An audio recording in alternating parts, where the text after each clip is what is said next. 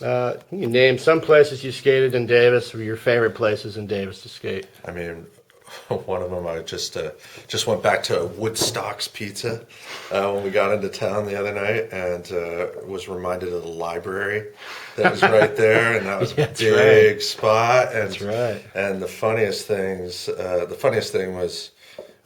Hopefully other people remember this, but they'd have half days, like parent teacher conference days. And what was interesting was the sort of the Holmes contingent and the Emerson contingent as skaters at that time. And so I was kind of, I didn't know the Emerson guys too well at that point, but like me, Dean, Brian Reed, I'm trying to think, John Diaz, I'm trying to think, Victor Ignacio, like we were kind of the Holmes crew of skaters in junior high.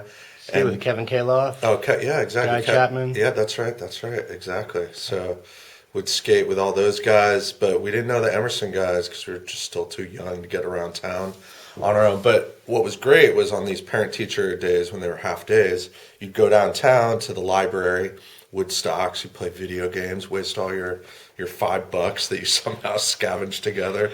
And then, but everybody would hang out across the street, and there were these great steps that are still there, which is so funny. Right. Yeah, so it used to be a fountain, I think. I don't know if the fountain is still working, but these steps and everybody, so the Emerson guys would be there and the Holmes people, and just everybody would hang out there. And so that was always fun because it's just a great spot to like hook up with everybody. And that's how I got to know Halsey, Rodman, John Chendo, all the sort of Emerson guys.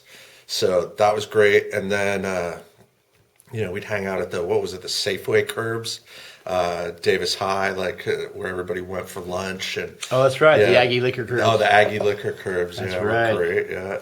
And then, for me, and what we really got into in South Davis was building ramps, like I said. And so Dean and I, hooked up with Steve Bryant, and I don't even know how we hooked up with Steve because Steve was a lot older than us, but started hanging out with Steve, and Steve knew how to really build ramps, knew how to do them really well, and he was very smart about it, and he had a little bit of money because he had a job. He was an English teacher in Sacramento, and so he needed a spot to put his ramp.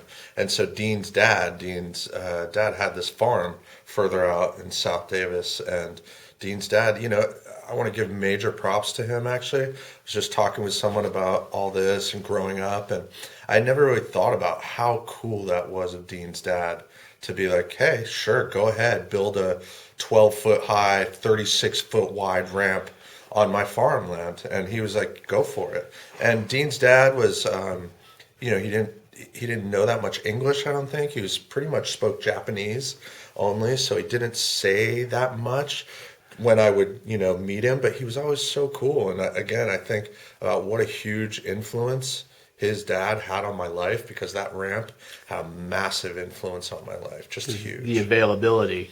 Yeah, and what it taught me, I think about this, and I relate this story, and let me preface this by saying, my dad is awesome and I love him to death.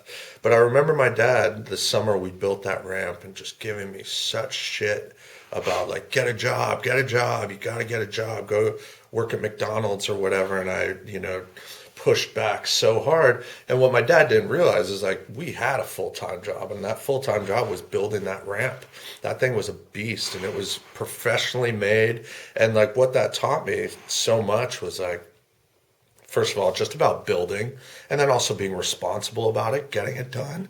And then also that idea of, if you build it, they will come. Because when we built that ramp, all of a sudden, like, we're seeing like a lot of our heroes that we had seen in Thrasher magazine and all that, all of a sudden they were there skating our ramp, and we were like, whoa, wait, we know that dude. Oh my God, he's here.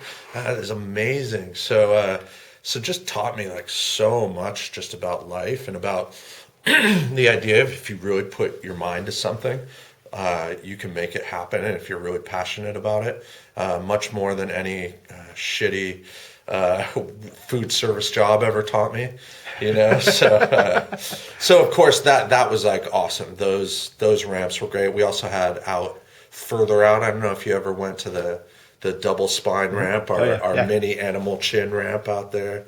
So those were always good. So South Davis seemed to be, and maybe just because there was space out there, because the spine ramp was also on a friend's farm. And so I think we just had the space. So it seemed like the guys that lived in town were like the better street skaters. And then we were like the ramp skaters just because we had them out there.